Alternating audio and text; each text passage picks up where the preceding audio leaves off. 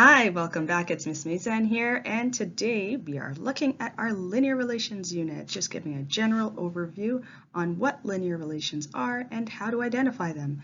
This is from our MPM 1D, grade 9 academic math. How do we define a linear relation? It's basically two quantities that are directly proportional to one another, and when they're compared on a graph, they appear as a straight line. So we have our horizontal axis and our vertical axis. Starting with our horizontal axis, that's the x-axis, it's always going to be our independent variable. This means that the values along your x-axis will increase or decrease regardless, okay? Our dependent variable now, that's the y-axis, will only change based on the independent variable. And this here is what I mean. If we're comparing pay and hours, for example, pay will increase based on the number of hours worked. So the pay is dependent on the number of hours worked. So your pay is going to be your dependent variable, your y-axis. Now, if we're looking at time, or the hours worked rather, that's going to be continuous. Whether or not you're working, hours are going to pass. So that will be your independent variable, okay? And this is going to be the same thing for distance and time. Time is continuous, so we know that that's our independent variable, the x-axis, and the distance traveled depends on how much time you've spent walking, running, or driving, okay? So that'll fall along the y-axis. Here's how to identify linear relations. You can do that through a t-table or through a graph and even through equations. Now, if you're working with a table of values, we're going to do something called a first difference. You're going to calculate the first difference. If those values are the same, you have a linear relation. Let's have a look at how to calculate a first difference. We have a table of values here, okay? We're looking at our y values. We have 14, 28, 42, and 56.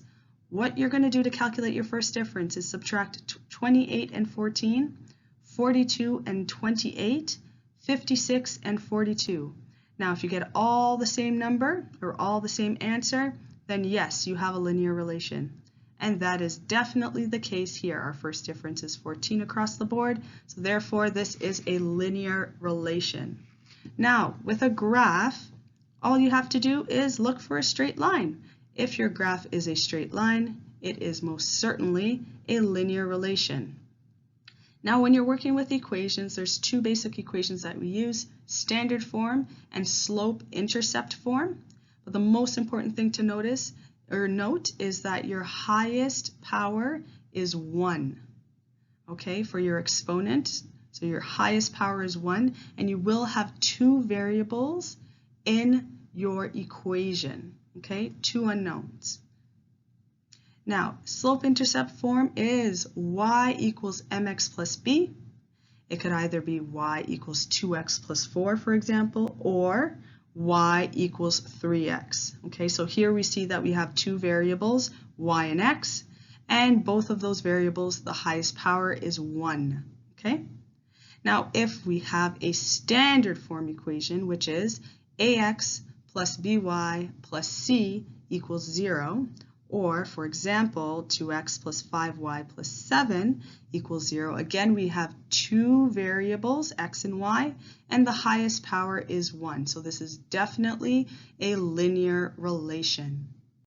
Now, another super important attribute to linear relations are the types of variations. It can either be one of two, direct variation or partial variation. If it's direct variation, that means your straight line is going to pass through the origin. This is what it looks like on a graph. See how it goes through the origin there, starts at the origin, passes through the origin. Awesome. Now, if it's partial variation, your line never passes through that origin. And here's what that would look like on a graph. Looks like our line is starting at 15. It'll never, ever, ever pass through the origin. Now let's take a look at one of the equations associated with linear functions. That's the slope y-intercept form. It reads as y equals mx plus b. So we have x and y, which represents or can be replaced with coordinates that fall on your line or on your graph, okay? We also have b. b is your y-intercept. That's the initial value where the graph hits the y-axis. Okay? And m. m is your rate of change. It's also referred to as your slope. And to calculate your rate of change or your slope, you use the rise over the run. You're going to hear me say that a lot in our examples. So now let's get into writing equations in that slope y-intercept form. And first, we'll do so if we're working with a t-table. Now there's 3 simple steps that we can follow. Sometimes we don't even have to go to the 3rd step. Step number 1, you find your slope. Your slope really is just calculating that first difference. Okay? Step number 2, you're multiplying your first difference, or your slope, by one of the x values in your t-table. Okay?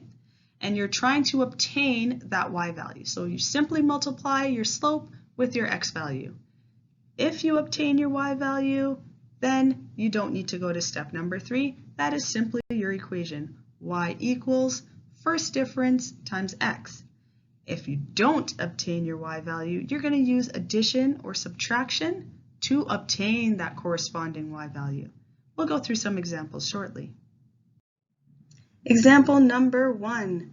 Given the table of values, write an equation in y equals mx plus b form. So step number 1, you're determining your first difference because that's your m value. We're going to go over to our t-table here, looking at the money earned, and subtract 15 and 10, 20 and 15, 25 and 20, 30 and 25 to obtain our first difference of 5. I'm going to go ahead and rewrite my equation with 5 instead of m. So it's y equals 5x plus b. Step number 2, you're going to select from your t-table an x and a y value. Excellent. I've selected the very first one, and instead of x in your current equation, you're going to replace it with 0. Okay? Y equals 5 times 0. Do you get your corresponding y value that you've selected? No, because 5 times 0 is not 10, which means that we need to move on to step number 3, where we're using addition or subtraction to obtain our corresponding y value. Here, I'm going to add 10 in order to get my corresponding y value, which means that my equation will read y equals 5x plus 10. Example number 2, so that's given the table of values, write an equation in y equals mx plus b form. So step number 1, we are finding the first difference. We're going to go over to our t-table and do 160 minus 80, 240 minus 160, and so on. But just before we finish that calculation, we notice that the number of hours is also increasing by 2 each time. So we'll calculate the first difference and divide that value by 2 to get the correct first difference. So that's 40. 40 is our first difference, 40 is our slope, 40 is our m value. So I'm going to rewrite my equation as y equals 40x plus b. Step number 2, you select a x and y from your t-table, and you're going to do some substitution here. So the first things first is I'm going to select 2 as my x value, and my projected y value is 80. So I'm going to replace 2 for x in my current equation, and that would mean that it's y equals 40 times 2, and y would then equal 80. I go back to my t-table and see if that's the corresponding y value. Success, which means that my equation is y equals 40x. Let's move on to writing equations in slope-intercept form when given a graph. So 3 easy steps. First, you're identifying the type of variation, partial or direct. So either it's going through the origin or it is not. Now, if it's not going through the origin, that means it's a partial variation. You're going to verify where that graph hits your vertical axis. That's your y-axis, okay? And then step number 3, you find the rate of change. So the distance of rise over run from one point on the line to another. So example number 1, we're given this graph, and we need to determine the equation of the line in y equals mx plus b format. So I'll just write that out for us, and slowly we will replace m and b, okay? First things first, we identify if it's partial variation or direct variation. It is direct variation because the line or the graph is passing through the origin, which is 0, 0. Therefore, our b value is 0. I'm going to go ahead and rewrite my equation without the b value. Then I will try and find my slope. Now, how do I do that if I'm given a graph? First thing you have to do is find 2 points on the line, okay? And then you're going to calculate your distance from one point to the other, rising up on your graph and running on your graph, okay? So rising up here, we're going up 20 units and we're going over 1 unit. That means our rate of change is 20. In this case, we're comparing cost of lawns mowed, so it's $20 per lawn. Therefore, our equation is simply y equals 20x.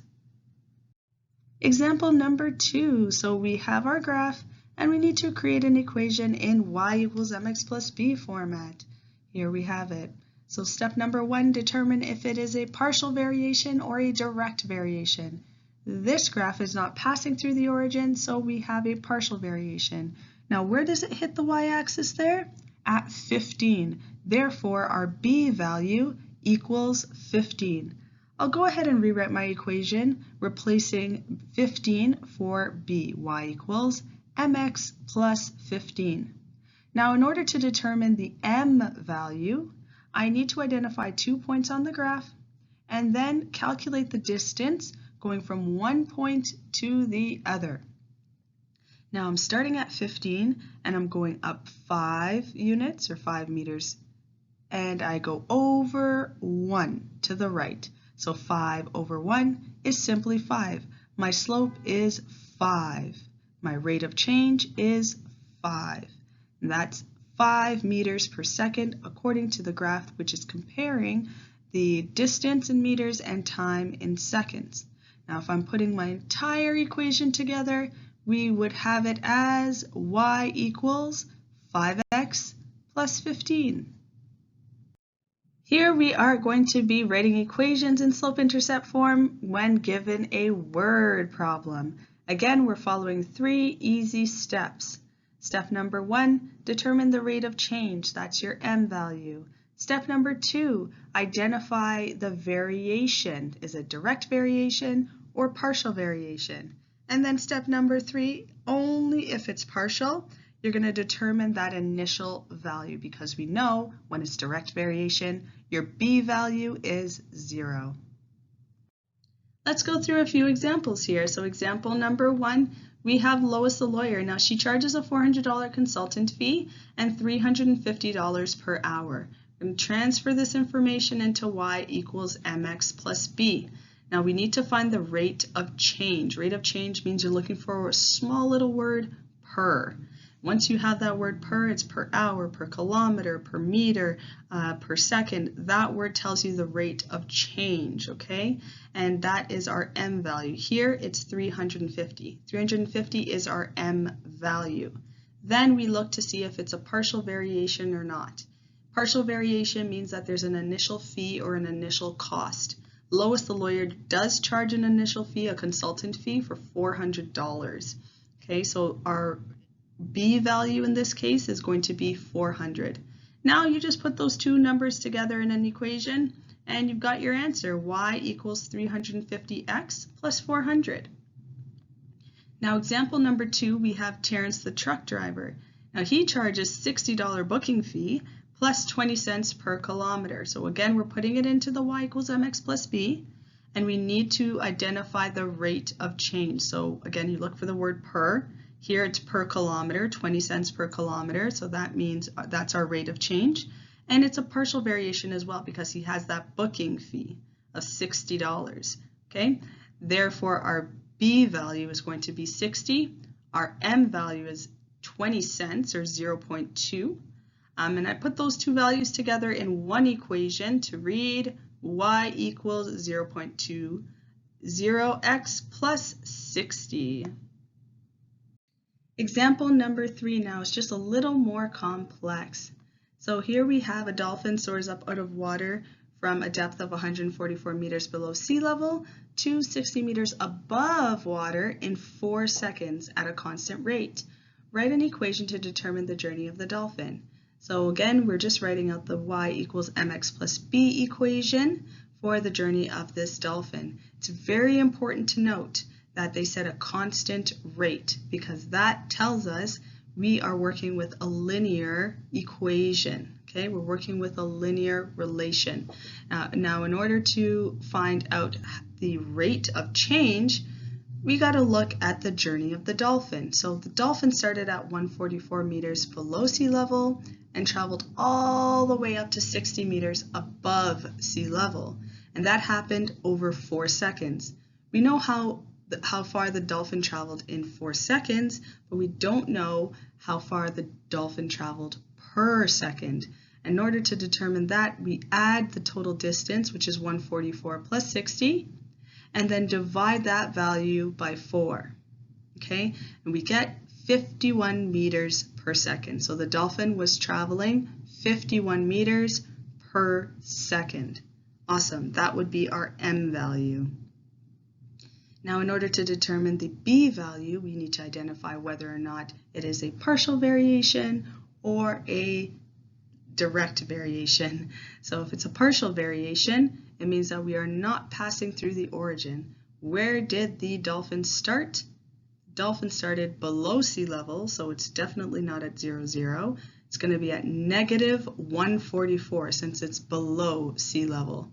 Again, we're putting the two values together that we found, 51 and negative 144, put it into our equation of y equals mx plus b to get our final answer as y equals 51x minus 144. And just like that, you've become a master of linear relations.